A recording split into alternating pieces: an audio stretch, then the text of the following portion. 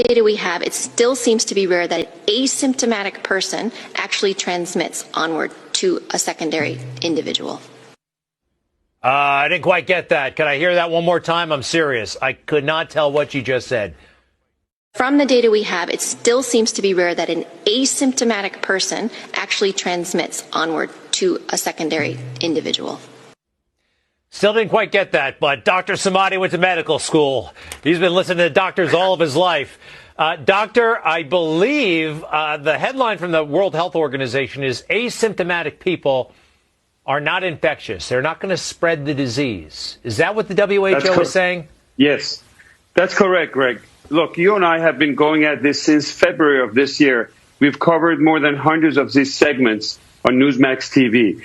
The most important segment about what we're going to be talking about COVID is probably tonight, because they're taking a 360-degree turn, and WHO is announcing, and this is a big news, that asymptomatic people out there are not contagious.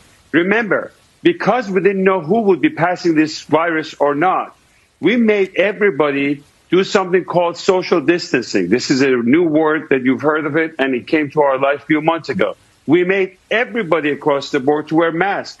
At the beginning, we said if you have symptoms, you wear the mask to protect others, and then we gave in because CDC and everybody kept changing back and forth.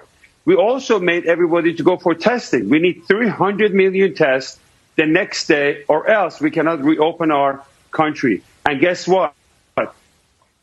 This thing is very important. It's a breaking news that if you are not symptomatic and you don't have any symptoms of fever, chills, shortness of breath, or any of those symptoms we've spoken about, the risk of passing it on to other people and being contagious is very rare.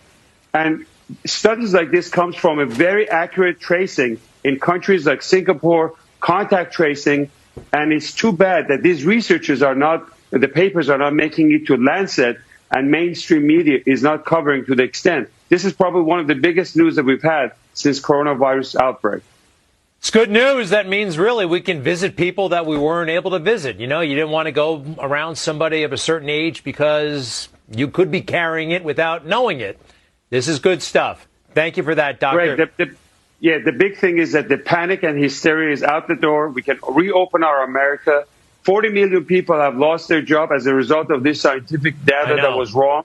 This is very big news for the country, Greg. Dr. Samadi, I like it. And for the world, you know what? It's a pandemic all over the world.